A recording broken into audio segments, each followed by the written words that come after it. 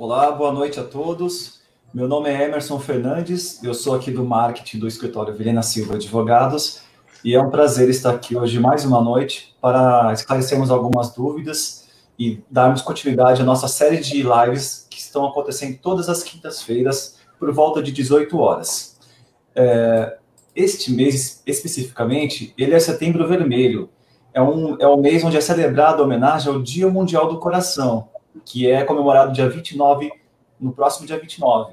E é uma época extremamente importante para discutir os cuidados relacionados ao coração, às doenças cardiovasculares. E hoje nós vamos abordar aqui um viés relacionado à previdência, ao imposto de renda. A live de hoje é isenção para portadores de cardiopatia grave e câncer. E para fazer parte aqui dessa live, eu vou convidar Renata Sol Severo e Daniela Castro. Eu vou apresentar aqui para vocês. Renata Sol Severo é advogada, ela é pós-graduada em Direito do Consumidor e ela é pós-graduada em Direito de Previdência pela Escola Paulista de Direito, a EPD. Ela, além de advogada, é sócia aqui do escritório também. A Daniela Castro é advogada, ela é pós-graduada em Direito Previdenciário e ela é membro da Comissão de Direito Previdenciário da OAB. Renata, Daniela, boa noite. Muito bom recebê-los. Boa noite, Daniela. Boa noite, Emerson. Boa noite, Renata. E eu quero aqui deixar claro que quem tiver algum tipo de dúvida em relação ao assunto, pode escrever no Facebook, que na parte final da live nós vamos tentar abordar. Se for algo um pouco mais complexo, eu peço que vocês nos enviem contato, e-mail ou telefone, como for melhor, para uma consulta mais pontual. Tudo bem? Então, eu vou começar aqui a nossa live de hoje com a Daniela. Com a Renata, que está aqui do meu lado. Renata, para quem que é a isenção do IR? Por favor. A gente está falando aqui, a gente hoje vai conversar um pouquinho sobre isenção de imposto de renda para doenças graves. Então, essas pessoas que possuem doenças graves e são aposentadas ou recebem pensão ou reforma, elas têm direito a essa isenção. Não são todas as doenças que dão direito a essa isenção. A gente tem um rol específico, né, que determina quais são as doenças tidas como grave, para ter direito a essa isenção. Então, lembrando sempre que é exclusivamente nos proventos de aposentadoria, reforma e pensão. Então, se a pessoa não estiver aposentada, não receber pensão ou não receber reforma, a reforma, só para vocês entenderem, são os militares aposentados, tá? Então, se não for nessa situação, não tem esse direito. Daniela, e quais são as doenças que possuem isenção e onde está prevista, por favor? Hoje a gente tem um rol, esse rol ele é um rol taxativo. Existem atualmente 16 tipos de doenças, que está previsto aí, a gente vai falar no artigo 6º, tá bom? Da Lei 7.713, de 1988, e ela teve uma atualização em 1992. Então, ali, a gente tem todas as doenças, e o rol, ele é taxativo, tem que ser exatamente aquela doença. Então, ali, como a gente está vendo aí na tela, a gente tem a cardiopatia grave e neoplasia maligna, que é justamente o câncer. Então, esse rol, tanto a parte administrativa quanto a parte judicial, entende que esse rol é taxativo. Então, a doença tem que estar prevista nesse rol. Ótimo. Eu continuo com o rol aqui na tela ou volto para a câmera? Você quer falar mais alguma coisa aqui dessa imagem? Não, é exatamente isso. É bem especificado, é isso. Ok, obrigado. Renata, o que é cardiopatia grave? O que é cardiopatia grave? Quem não sabe, eu mesmo nunca tinha ouvido falar nesse termo. Né? Então, hoje a gente vai falar especificamente da cardiopatia grave e do câncer, né, da neoplasia maligna, porque como o Emerson mesmo já mencionou agora no começo da live, a gente está com o Setembro Vermelho, que nada mais é do que uma campanha de conscientização dessas doenças cardiovasculares. Então, a gente tem essa campanha para conscientização das pessoas. A cardiopatia grave, ela nada mais é do que ela acontece, né, na verdade, quando o coração ele adoece a ponto de perder a capacidade funcional. Então, são doenças que acometem esse coração que acabam dificultando a vida dessa pessoa. Pode ser a vida pessoal como a vida profissional. Ela acaba tendo cansaço, alguns sintomas específicos. E alguns exemplos de cardiopatia grave a própria insuficiência cardíaca, a insuficiência coronariana, arritmias complexas, ou até mesmo, às vezes, até a própria hipertensão pode gerar essa cardiopatia grave. Então, a cardiopatia é, de fato, essa doença que acomete o coração, que acaba gerando uma redução da própria função do coração. E, doutora Daniela, que tipo de câncer tem isenção nessa situação? Todos os cânceres ele tem a isenção. Então, a gente tem desde o câncer de pele, o câncer de pulmão, a gente tem fígado, pâncreas. É importante deixar claro que é neoplasia maligna, né? Que é exatamente o que está descrito no rol do artigo. Então, quando você for fazer esse diagnóstico, quando o médico for fazer esse diagnóstico, quando for solicitar essa isenção, a isenção vai ser para qualquer tipo de câncer, desde que seja a neoplasia maligna, tá? E uma coisa importante que eu queria acrescentar na cardiopatia grave aqueles pacientes que têm a TAV, que acho que, se não me engano, é a válvula aórtica, entraria também nesse rol, doutora Renata? Eu entendo que sim, porque ele vai precisar fazer o mesmo acompanhamento que uma pessoa que não teve um procedimento cirúrgico, porque, na verdade, a TAV ela é para corrigir esse procedimento, essa deficiência, né, do coração. Então, eu entendo que sim, que caberia, porque, assim, a ideia da isenção do imposto de renda é justamente desonerar essa pessoa que tem esse acompanhamento contínuo. Ela vai continuar precisando fazer exames, vai continuar passando no cardiologista, ela vai continuar tendo os acompanhamentos que ela tinha antes de fazer essa cirurgia. Então, assim, para corrigir, sem dúvida, a TAV é para corrigir essa deficiência, mas eu entendo que ainda assim existe a cardiopatia. É uma pessoa que tem uma válvula, né, e tem essa necessidade de acompanhamento médico contínuo. Ela não deixa de ser uma doença grave porque ela foi corrigida, né? Então, eu entendo que sim, que também caberia para portadores de TAV. Isso, obviamente, se o médico atestar que essa pessoa tenha cardiopatia grave, né? Eu estou falando como advogada, mas a gente sempre está envolvendo aí uma questão médica, então preciso sempre de um médico atestando essa cardiopatia grave e que, de fato, a TAV gera essa cardiopatia grave, né? Então, assim, se o médico entender que corrigiu a cardiopatia com a TAV, ele já não se enquadra mais nessa cardiopatia, aí é uma questão médica, né? Mas, no meu ponto de vista, a ideia da isenção é justamente desonerar essa pessoa que precisa ter esse acompanhamento médico contínuo. Então, no meu ponto de vista, sim, ainda assim se encaixaria em cardiopatia grave. Até porque alguns procedimentos são bem altos, né? Bem custoso aí para o segurado, né? Então, minimamente, essa isenção já ajuda bastante, né? Exato. A primeira live que nós fizemos dessa série do Setembro Vermelho foi semana passada com o Dr. Fábio Panza e a doutora Estela.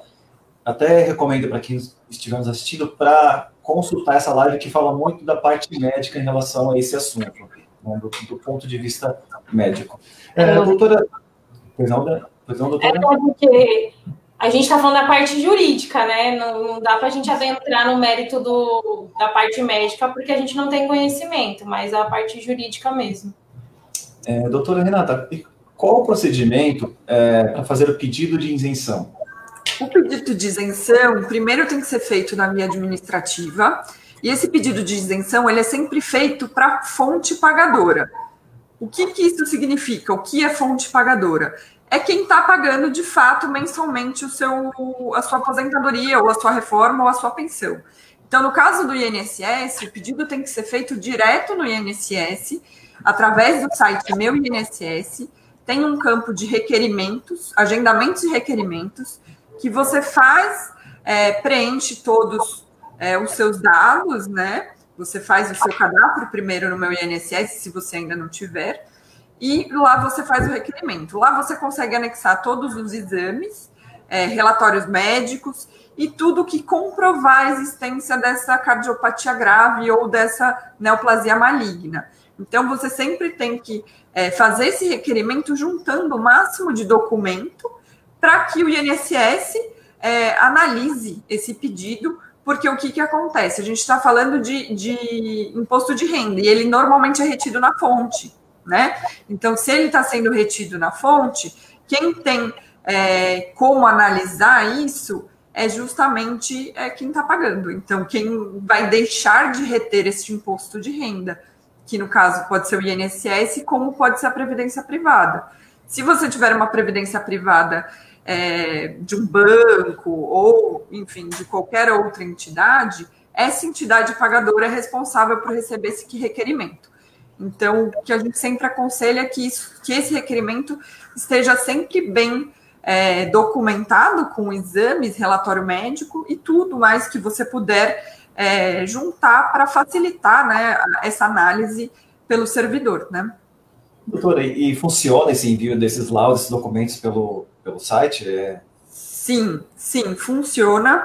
A gente tem experiência tanto positiva quanto negativa, tá? Negativa no sentido de indeferir o pedido. Mas funciona, você consegue mandar normalmente esses... e eventualmente, se o INSS entender que é necessário passar por uma perícia, se ele falar, olha, realmente me parece que você tem uma cardiopatia grave, mas eu quero agendar uma perícia para avaliar. Então, muitas vezes ele pode, inclusive, solicitar essa perícia. Quando é da previdência privada, normalmente se passa por uma perícia, tá? É agendado com o médico e esse médico analisa esses documentos. Mas na questão do INSS, sim, é tranquilo de mandar, é relativamente simples. Mas, assim, quanto mais você tiver de argumento e de documentação para fazer esse requerimento, maior a chance dele ser deferido. Então, por isso que a gente sempre orienta, conversa com um advogado, conversa com uma pessoa que entende sobre o assunto, para pelo menos te instruir como fazer, né? O que precisa juntar, como que é o melhor jeito de fazer esse pedido. Então, é bacana sempre estar bem instruído, é o que a gente sempre fala, né? Um requerimento bem feito é um requerimento deferido, né? Com relação à isenção de imposto de renda, tem algumas nuances, né? Algumas questõezinhas práticas que a gente vai abordar aqui ainda, porque são questões corriqueiras e que nossos clientes perguntam bastante, que acaba tendo alguma divergência na questão de deferir ou indeferir esse benefício. Ótimo, doutora. E doutora Daniela, é preciso um laudo oficial ou não?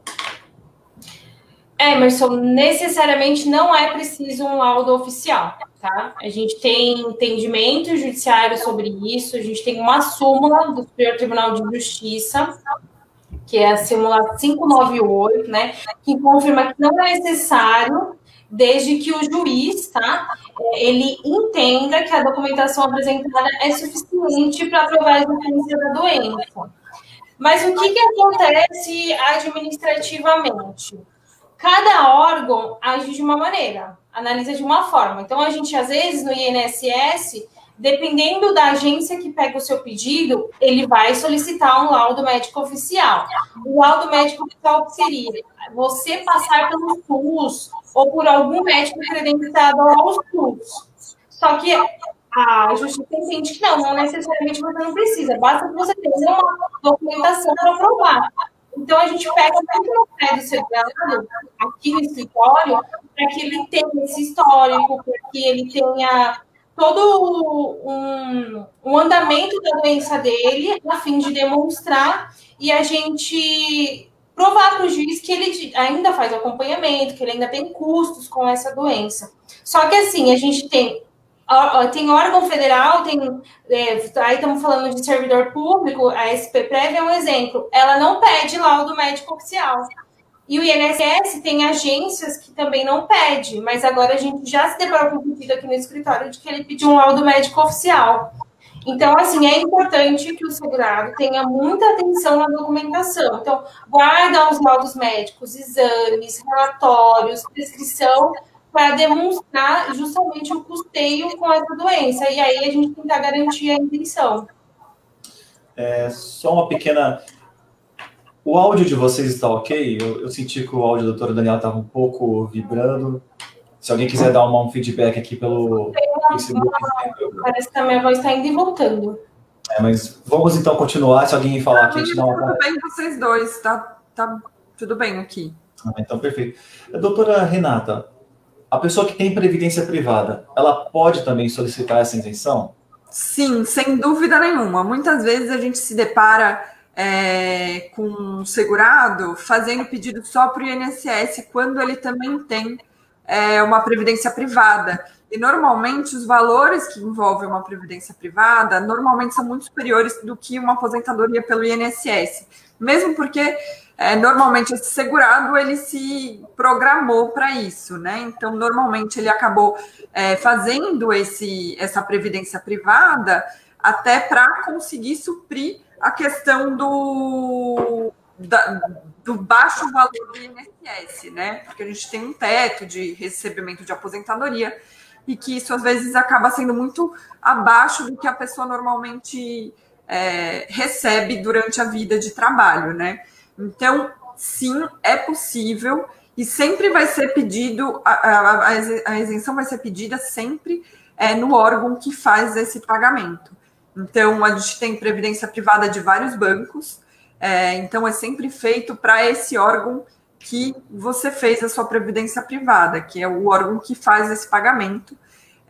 Tem que sim ser aceito, e normalmente, se você já tem, por exemplo, uma isenção do INSS, juntar essa informação na previdência privada ajuda bastante, porque eu já vi muitos casos da previdência privada exigir o do INSS. Por exemplo, ele sabe que você tem o INSS, ele exige que você apresente essa documentação falando que no INSS foi deferida essa isenção. Então, é mais uma documentação, obviamente, para comprovar, né, a necessidade dessa isenção. Então, é possível sim, e também é a mesma coisa. Eu já vi alguns casos em que é agendado perícia com um médico que eles determinam. Então, a pessoa vai lá com toda a documentação, passa por essa perícia, o perito responde um questionário para falar se defere ou não, se a pessoa tem direito a essa isenção ou não. Ótimo, obrigado, doutora. Doutora Daniela, desde quando eu possuo direito à devolução do que já foi descontado? O cálculo da devolução ela vai ser feita da seguinte maneira. Ela vai ser desde a data do diagnóstico, desde que a pessoa ela seja aposentada, tá? Ou quando ela está aposentada e adquiriu a doença após. Então, é exatamente nesse lapso. Então, o que vai acontecer? Pode acontecer de muitos segurados já terem a doença e se aposentarem posteriormente. Então, é da data da aposentadoria. Como pode acontecer que ele teve o diagnóstico pós-aposentadoria e aí vai começar a data desse diagnóstico. É exatamente nesse momento. Exatamente. Lembrando sempre que o fato gerador da isenção é a doença grave. Então, mas ela também está vinculada à aposentadoria, né? Ou à reforma. Então, tem que ser na data que existe a coincidência dos dois eventos, né? Acho que fica... A aposentadoria e o diagnóstico, né? E a doença. O diagnóstico. Então, você ter o diagnóstico e não ser aposentado, ou não ser pensionista, ou não ser um militar, que é o reformado que a gente fala. Exatamente. E também não é porque você é aposentado que você tem direito à isenção. Você precisa ser aposentado e ter essa doença grave. Então, eu diria de uma maneira geral, seria a junção desses dois eventos, que seriam os fatos geradores dessa isenção. Ótimo. E qual é o prazo de prescrição para restituição do valor? Essa restituição será abatida caso já tenha restituído algum valor na restituição da declaração de imposto de renda? Como é que funciona nesse caso? Então, prazo prescricional são de 5 anos. Então, você tem 5 anos, se você já teve, já é aposentado há mais de 5 anos e tem o diagnóstico há mais de 5 anos, o valor que você vai conseguir restituir vai ser 5 anos só, tá? O que passar de 5 anos, você não vai ter o direito, você perde o direito dessa restituição. Com relação, é importante sempre lembrar, né?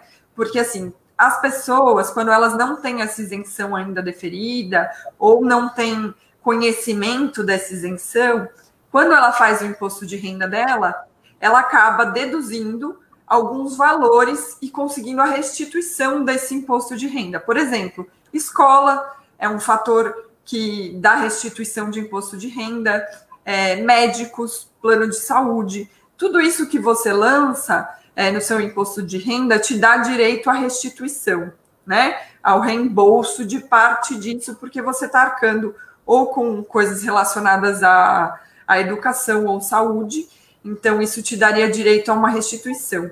Então, quando for fazer esse pedido de devolução desses valores, esses valores precisam ser descontados. Por quê? A gente está falando de um total de imposto de renda que você paga.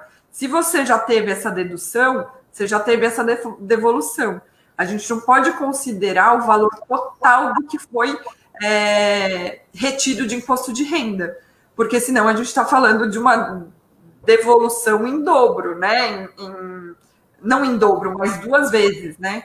Dessas questões que geram essa devolução e da própria isenção. Então, sempre vai deduzir o que você já teve de restituição de imposto de renda do que foi efetivamente retido na fonte. Então, a devolução vai ter que ter esse cálculo, não vai ser o valor integral do que foi efetivamente retido na fonte. Ótimo. Doutora Daniela, existe um prazo para a manutenção dessa isenção? Não existe um prazo definido, a lei não fala quanto tempo o segurado vai ter direito a essa isenção, mas é importante o seguinte, deixar a documentação, está fazendo tratamento, está fazendo acompanhamento, deixar todo o seu checklist, né, os seus documentos organizados. Por quê? No câncer, a gente fala que o segurado ele acompanha por pelo menos 5 anos, para ver se não vai ter aquela recidiva, se não vai voltar. Então, existe essa... Mas também a gente sabe que tem segurados que acompanham até o resto da sua vida. Então, se você tem custos com esse acompanhamento, com esse tratamento, não tem prazo. Tem órgão que a cada 2 anos ele chama o segurado para fazer uma perícia. Tem outros que fazem com menos tempo. Isso vai depender também do tipo de doença que você tem. Isso vai depender do tipo de doença e do órgão. Então, o INSS, geralmente, ele faz ou a cada 2 anos, a SPP faz a cada 3 anos, depende, não tem uma regra em si, mas, de fato, ele não tem um prazo. Enquanto ele demonstrar que tem custos que ainda está sendo onerados com aquela doença, ele tem direito à isenção. O que a gente sempre fala da alta médica definitiva, né? Se o médico não deu essa alta, não tem que se falar em cessação da isenção, né? Então, é sempre importante, né? Não existe um prazo específico. Esse de 5 anos, normalmente, era o prazo que os médicos davam para ele poder falar que essa pessoa estava curada, né?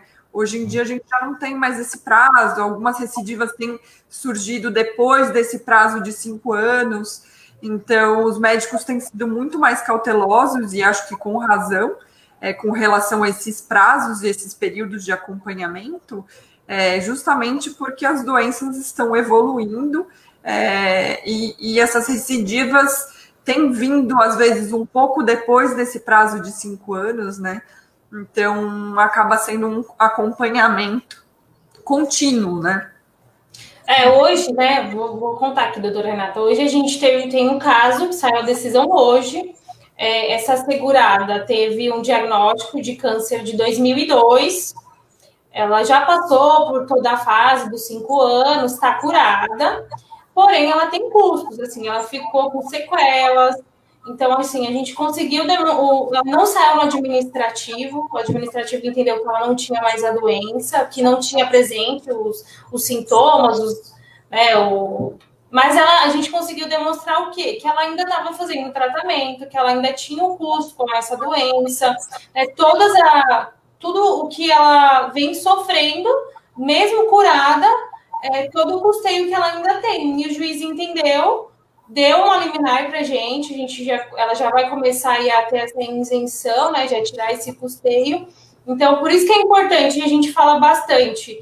A gente até acaba sendo chato, porque a gente pede muito documento para o cliente, fala para o cliente fazer sempre o check-up para demonstrar que você tem custo. Tem um custo com plano de saúde, com medicamento, tem uns outros tratamentos, a gente tem tratamento fitoterápico que a pessoa faz, justamente para demonstrar que, apesar da cura, ela ainda sempre acompanha, tem esse custeio aí.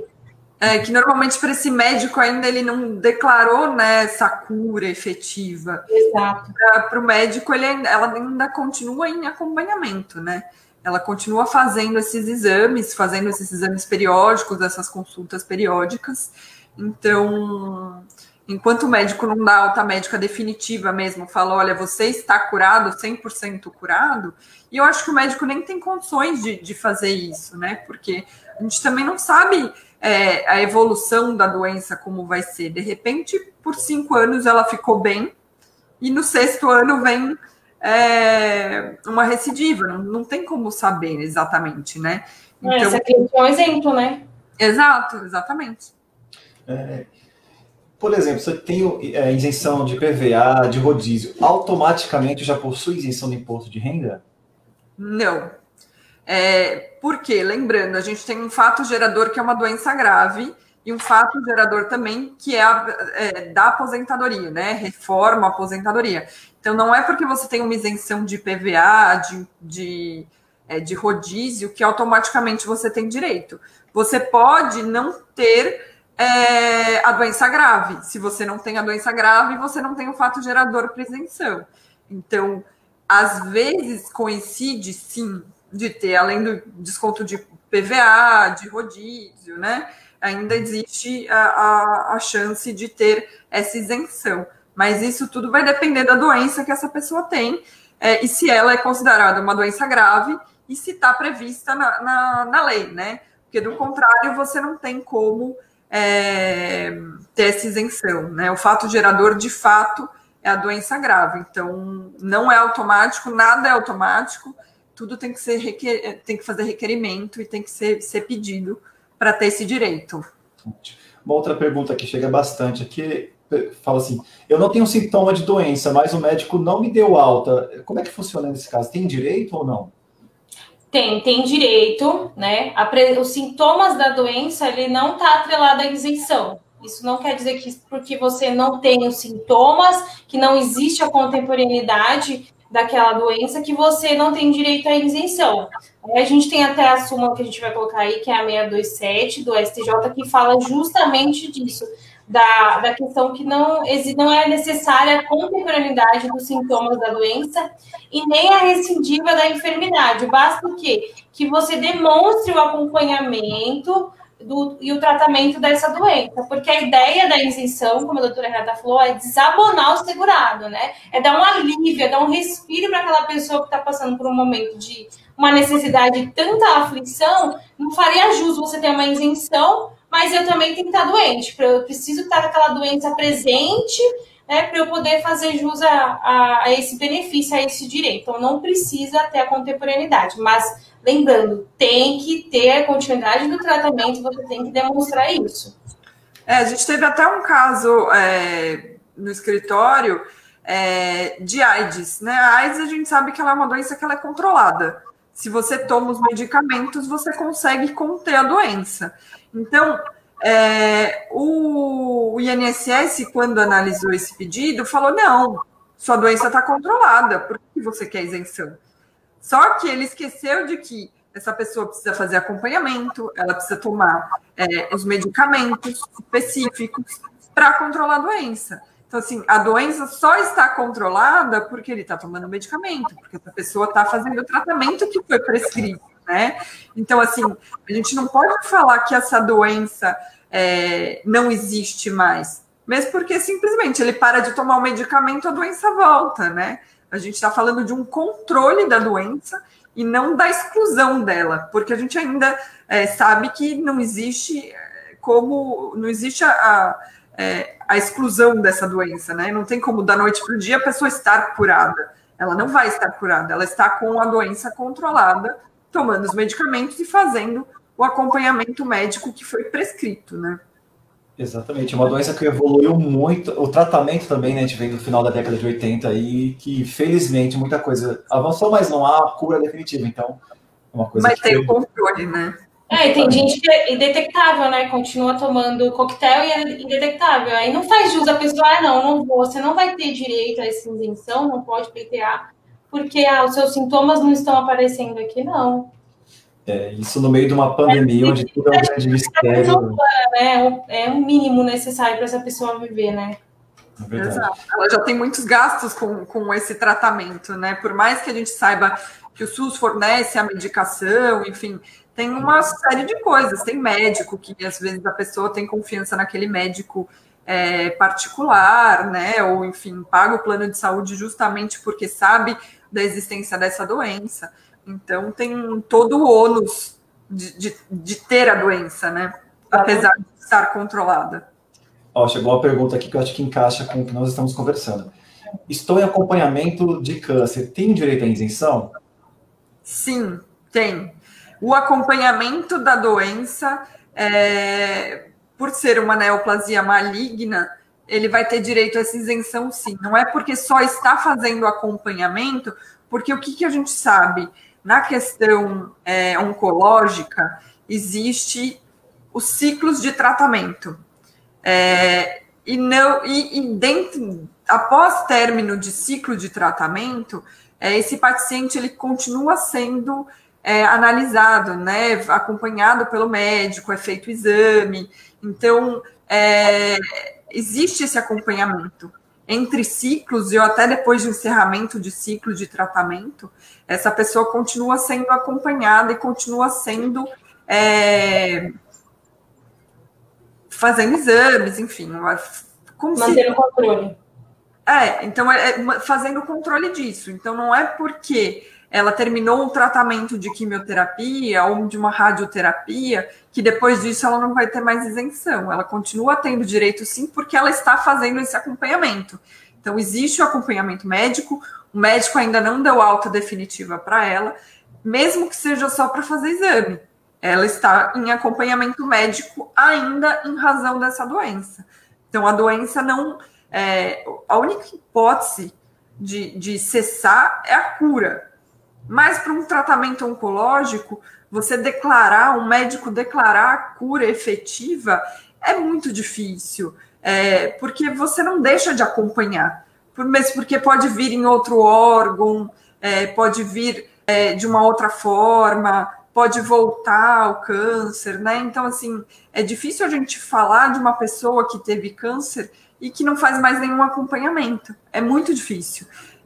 A gente lida com isso diariamente, né? Que a gente trabalha além do previdenciário com direito à saúde aqui no escritório. Então, é muito difícil. Eu nunca peguei um relatório médico que o médico falasse paciente curado de câncer. Não tem, né? É difícil você ter uma denominação assim de cura, porque você vai continuar fazendo esse acompanhamento. Até Infelizmente. Mas que seja só o acompanhamento, né? Que não tenha nenhuma surpresa nesse meio caminho, mas é difícil um médico colocar a cura de um tratamento oncológico. Até falando do mês que é o Setembro Vermelho, dos cuidados com o coração, esse acompanhamento, na verdade, é para tudo, né? Isso começa desde a alimentação, aos hábitos diários. Então, cuidar do corpo, independente de uma doença tão grave, é algo que pode até prevenir coisas piores.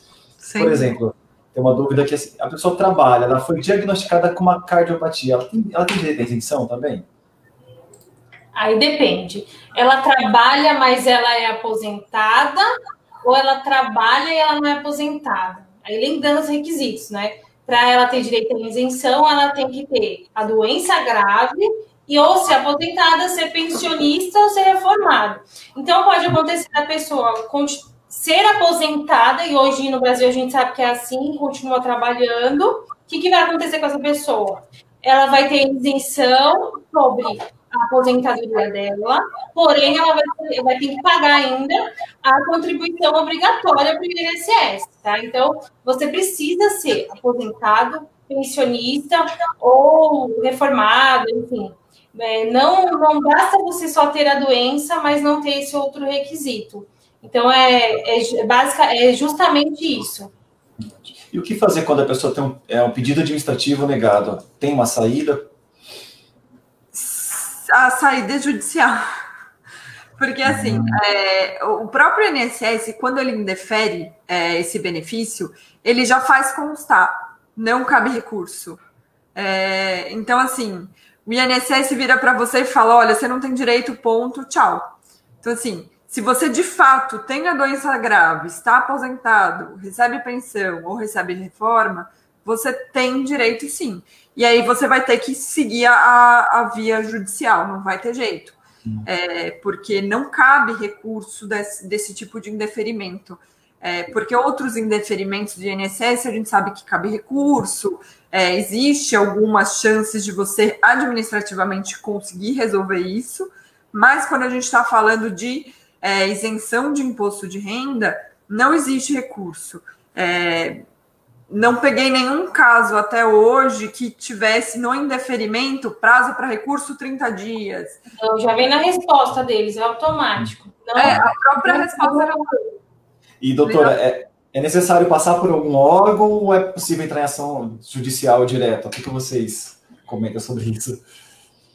O ideal, primeiro, é você ter a negativa do órgão. Por quê? Se você entrar no judiciário, né, a alegação da outra parte vai ser que você não tem interesse de agir, faltar uma das condições da ação, que a gente fala. Então, você tem que demonstrar que você fez o pedido.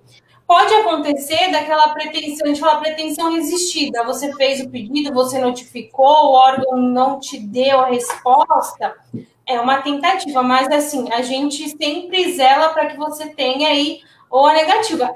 É claro que a gente, assim, dentro do previdenciário, é muito diferente de algumas outras áreas, porque a gente preza muito pelo processo administrativo, porque as chances de resolver para o segurado é bem melhor, para o advogado também, ele não vai ter aquele dissabor de ficar vivendo um processo judicial, que vai ter uma perícia, que vai ter, assim, enfim, pode se perdurar aí por alguns anos. Então, por isso que é importante insistir na parte administrativa, deixar a documentação aí bem redondinha.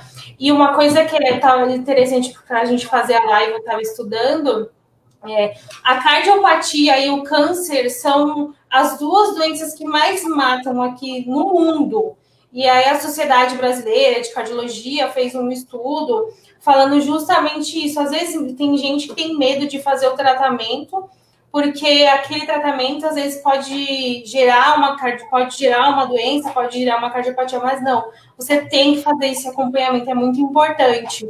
É muito interessante esse estudo, e é para você ver como essas duas doenças estão ligadas, assim, né? Então, a isenção vem de fato para ajudar o segurado. Então, tem que fazer o pedido, a gente tem que ter a negativa. É bem melhor, assim, para não ter um problema judicial.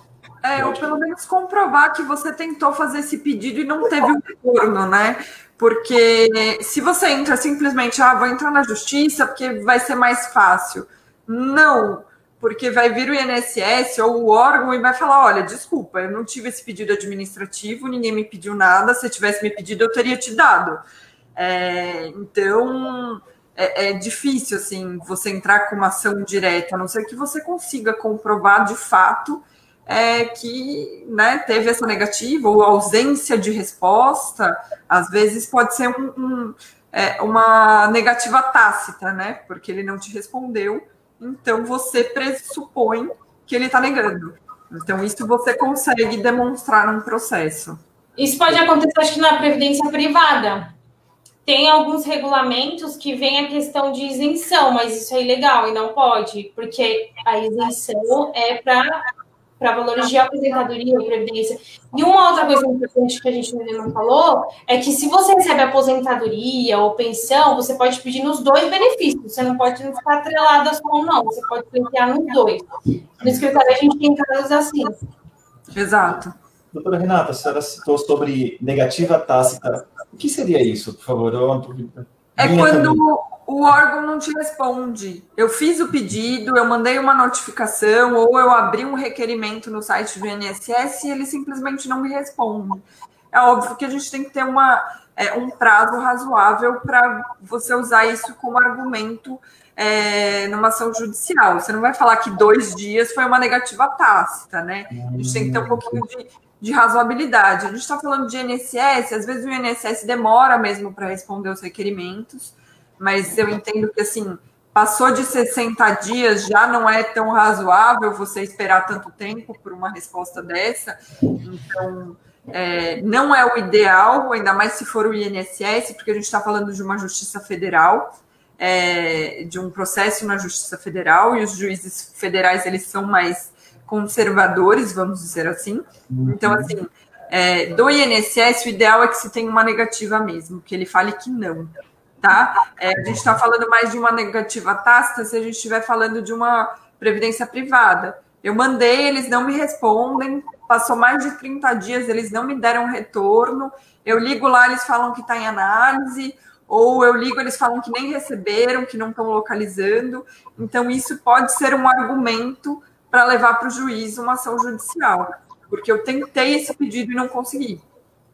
Doutora, imagino que a pandemia tem um tempo aí, já tem influenciado também, que eu acho que é uma outra configuração de tempo também, imagino, ou estou errado? Não, tá certíssimo. Assim, a pandemia, a gente está lidando com situação de exceção, né?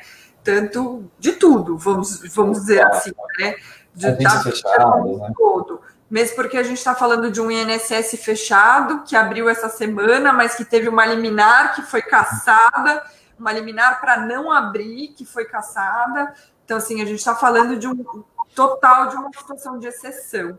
Então, assim, pandemia, eu daria um belo desconto de tempo, porque a gente está falando de órgãos fechados, de pessoas trabalhando em casa. Então, assim, óbvio que a gente não vai ter as respostas tão rápidas quanto a gente gostaria que tivesse se fosse numa situação normal, né? Então, assim, é difícil, é complicado mesmo, essas respostas demoram para vir, o INSS está demorando para dar resposta, mas, ao mesmo tempo, como está tudo home office, vamos dizer assim, eu entendo que tem que ter um desconto, porque a gente está falando de fato de um sistema de exceção mesmo, né? E, doutora, falando da esfera judicial, qual é o procedimento da ação judicial de isenção de imposto de renda? Para a gente entrar com uma ação judicial, foi o que a Daniela já tinha comentado, é necessário que tenha esse pedido administrativo ou a tentativa desse pedido administrativo. Você precisa comprovar que tentou pedir, eles negaram ou que eles não te responderam. Todos os exames que você tiver, relatório médico que comprove a doença. Aqui a gente está falando de um documento muito importante que é o relatório médico, porque nós somos advogadas, então assim, a gente nunca vai conseguir atestar a doença de uma pessoa, porque a gente não tem o conhecimento técnico, a gente não fez medicina, apesar da gente ter um conhecimento amplo na área da saúde, a gente não tem como atestar nada, né? Porque a gente é advogada, minha OAB não me permite atestar a doença de ninguém. Então, a gente está falando de exame que comprova essa doença, a gente está falando de relatório médico e até o próprio acompanhamento, a evolução dessa doença, quando foi diagnosticado, o que aconteceu, o que fez de tratamento, né? Isso é muito importante para uma ação judicial. E uma coisa que a gente tem visto bastante em ação judicial é a pessoa ter a doença, de fato, e o INSS ou o órgão não reconhecer que essa doença existe. Então, por exemplo, a gente teve um caso de um senhor que tem uma cardiopatia grave, ele tinha um relatório atestando essa cardiopatia grave, e quando foram analisar, analisaram as outras doenças que ele tinha e não a cardiopatia. Então, assim, além da cardiopatia, ele tinha outras doenças, essas outras doenças não estavam nesse rol. Então, o órgão analisou e falou, olha, suas doenças não te dão direito à isenção, mas esqueceu dessa cardiopatia grave. Então, assim, na esfera judicial, a gente vai ter muita discussão com relação à cardiopatia grave, porque tem órgão que entende que a cardiopatia grave tem que ser, por exemplo, de grau 4. Quando a gente fala de cardiopatia, a gente tem de grau 1 a grau 4. O grau 4 é o mais grave. É aquela pessoa que realmente tem uma função muito reduzida desse coração. Então, ela acaba sendo encaixada nesse grau 4. Mas a gente tem outros 3 graus que não deixam de ser uma cardiopatia grave. A lei, quando ela veio, ela trouxe como cardiopatia grave. Ela não veio como cardiopatia grave grau 4. Então, existe muito essa discussão no judiciário de como encaixar essa cardiopatia. Ela é grave, não é grave? Eu posso considerar que essa cardiopatia é grave ou não é? Então, assim, se a gente tem um relatório falando que ela é uma cardiopatia grave, tem como discutir isso no judiciário. E é isso que a gente vai fazer. O que acontece, às vezes, é o juiz falar, então tá bom, se existe a discussão do grau da cardiopatia, se ela se encaixaria em grave ou não, vamos fazer uma perícia. E aí chama um médico de confiança para fazer essa perícia, para ele analisar esse paciente e atestar se a doença, se essa cardiopatia é grave ou não. Né?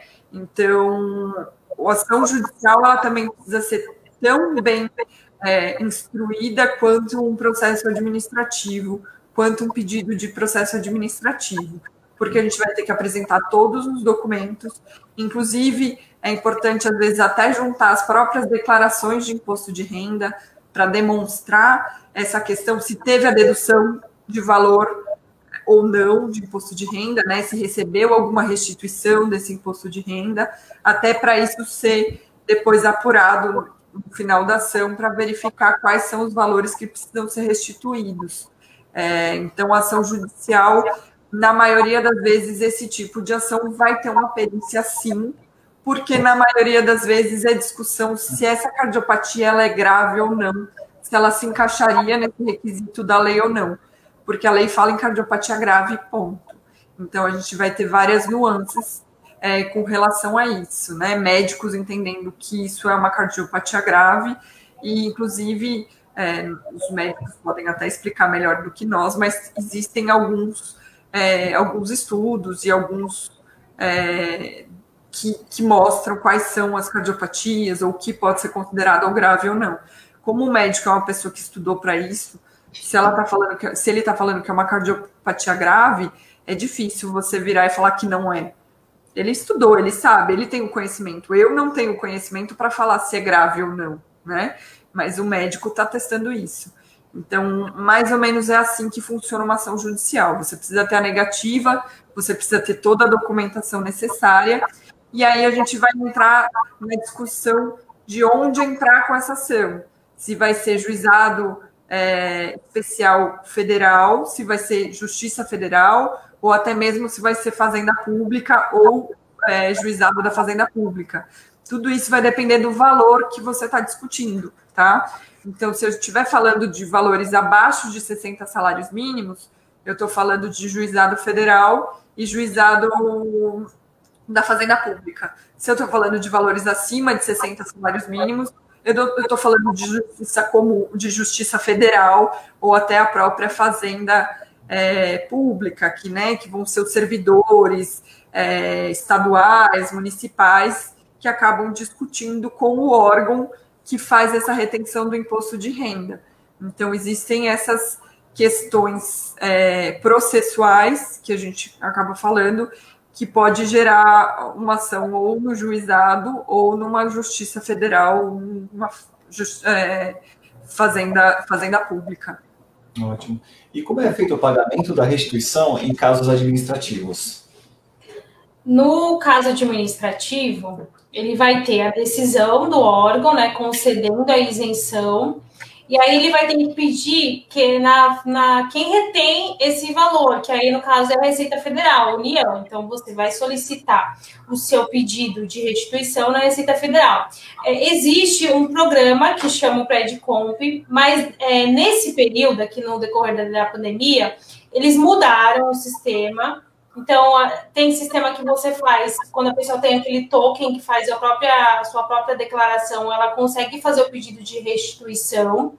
Né? É importante que essa declaração do imposto de renda dela esteja completa, esteja correta, né? Não tenha retificações, porque vai ser necessário juntar. Então, o órgão competente para que você faça o pedido é a Receita Federal.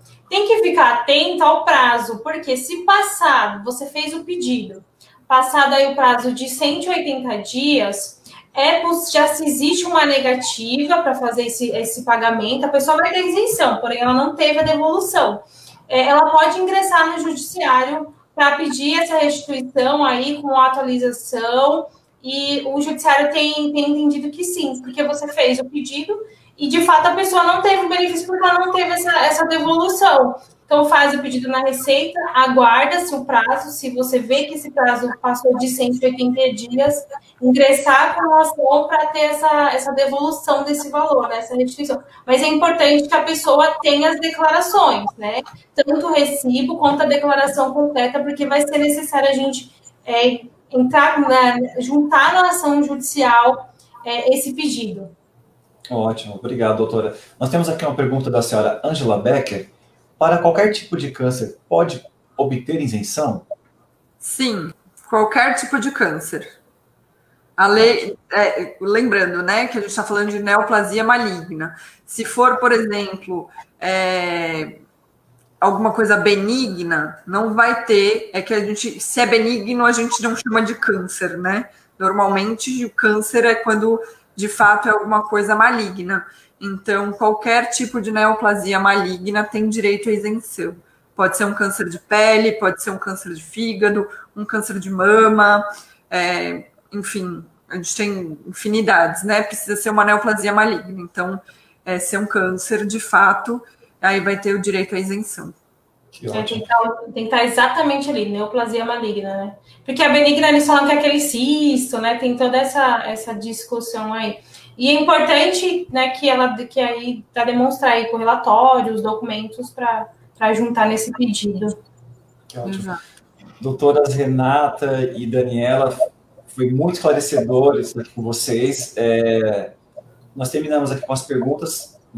Eu queria já agradecer e dizer, se caso tenha alguma consideração final, fiquem à vontade. Se não, eu volto a agradecer e desejar uma ótima noite para vocês. O que a gente sempre fala é sempre para essa pessoa que está passando por isso, por essa situação, tem direito a essa isenção, para ela juntar o máximo de documentação que ela tiver para conseguir fazer esse pedido redondinho, administrativo, demonstrar isso, até para evitar que tenha uma ação judicial, né? A gente sabe que alguns órgãos olham o documento e falam, não tem direito, ponto, e aí acaba gerando essa ação judicial, mas de uma maneira geral, se está bem caracterizada a doença, se não tem nenhuma divergência, vamos dizer assim, por exemplo, uma pessoa que está só fazendo acompanhamento, via de regra eles vão deferir esse requerimento. Então é sempre importante, né, ter tudo isso documentado, tudo isso bem, e se tiver dúvida, pergunta. Sim, o mais importante é que esse requerimento seja bem feito, que seja bem instruído. Então, se você tem dúvida, pergunta. Eu e a Daniela, a gente está à disposição. Qualquer dúvida, a gente está à disposição. Pode ligar aqui no escritório que a gente atende, que a gente retorna. O importante é não ficar com a dúvida, não ter dúvida do que está sendo feito, né? Então, e principalmente, pessoas fazerem os exames de acompanhamento mesmo, até para prevenir doenças ou até agravamento dessas doenças, ainda mais quando a gente está falando de cardiopatia grave, é importante esse acompanhamento médico contínuo, né? Para que não tenha nenhuma surpresa, enfim, nenhum percalço no meio do caminho. Agradeço a oportunidade, Emerson, e agradeço a todos pela presença aqui. Muito obrigado, doutora. Alguma consideração? O que eu tenho para falar é se cuidar, né? Se proteger, se cuidar e, na dúvida, estamos à disposição, não tenha vergonha, fazer um pedido administrativo, eu preciso entrar em contato. Não, pode entrar em contato com a gente, manda e-mail, manda WhatsApp, manda uma mensagem no Instagram, no Facebook. A gente está à disposição. Eu agradeço a oportunidade de estar com vocês aqui novamente, as pessoas que nos acompanharam. E aí deixo os nossos contatos aí para futuros contatos novamente. Então tá bom. Obrigado, gente. Ótima noite. Tchau, tchau. Obrigada. Boa noite.